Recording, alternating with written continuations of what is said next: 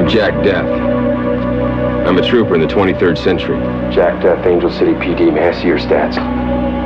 What did I do? Under Section 7 of the Penal Code, the Council authorized me to administer you a transfer suspect examination. You can't give me a TSE without a warrant. I got your warrant right here now. Okay. I don't want any trouble. Hold out your... My job is hunting trancers. I got nothing to hide. Finding them. Negative. And singeing them. Look out!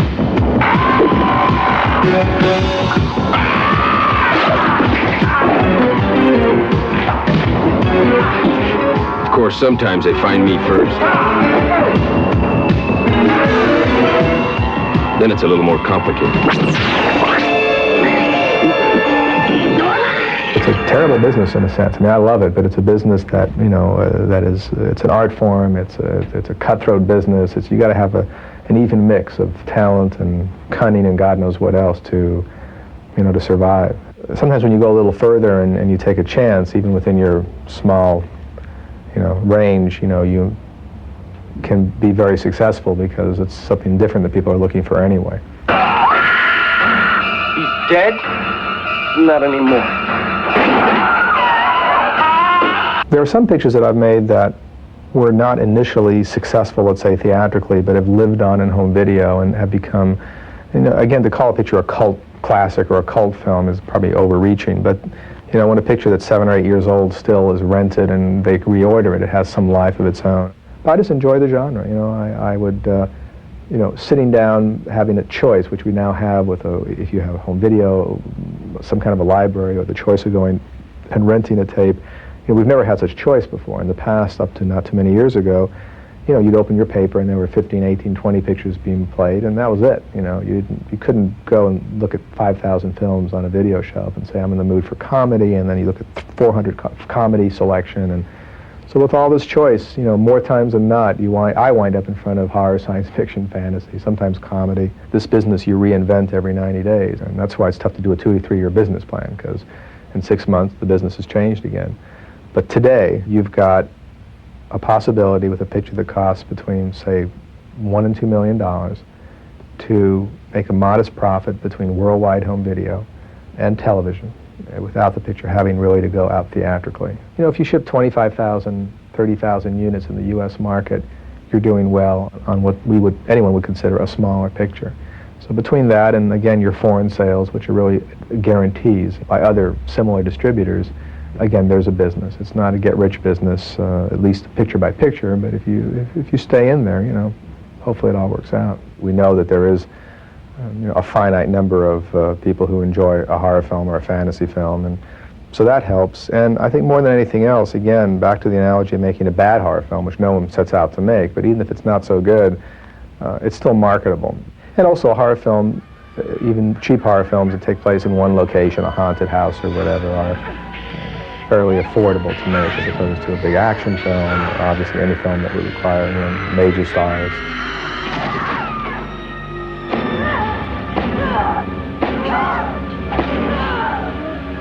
I love pictures, I love making films, and I really felt that as opposed to being a filmmaker that would eternally have scripts under his hands knocking on doors in Hollywood, which is a tough thing to do, that I would make some low-budget films, make some money, have some sort of resources of my own, and then not have to beg for the dollars to go out and make pictures.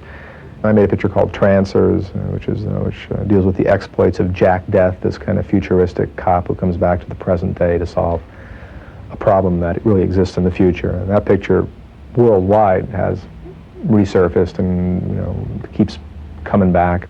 There are a lot of pictures like that I keep playing. They play television, they're on video, and again, they're all pictures that are, by industry standards, tiny budgets. But I think there's, you can do enough with that budget range that I've been talking about to put enough quality on the screen if you have some talent that, allows these pictures to live on. It'd be nice just to talk about making horror films, as a creative art form, but it's so immersed in, pre-selling the horror concept in order to get the funding, in order to make the movie, that they kind of go hand in hand. We really develop everything in-house. With few exceptions, I've developed the concept, title, and artwork for the pictures that I've been involved with. So therefore, what we really look for are writers who can write scripts for projects that we've already conceived. as opposed to what is traditionally done in this business, where you have hundreds of submissions every week and you have readers who read a good script, and it's much more difficult to find a good script that is attached to a good concept. You know, many times we'll find a screenplay, or sometimes we'll find a screenplay that's very well written, but it makes no sense to make that movie. But then at least we have a writer we know can write that kind of a project, and then we will look at what we've got in development, and then we'll match the concept to the writer. What are you going to do to me? I'm going to kiss you.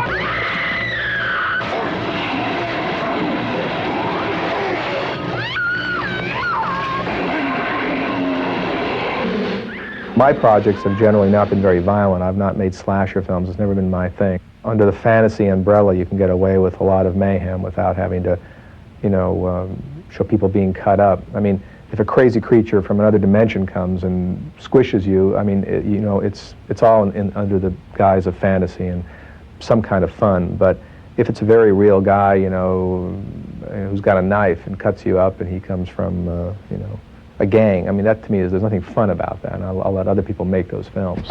We've made many of our pictures in Italy. The reason why is, up to recently, I owned a studio there when I had a company called Empire. It made a lot of sense to make pictures there 3-4 years ago because the dollar was very strong.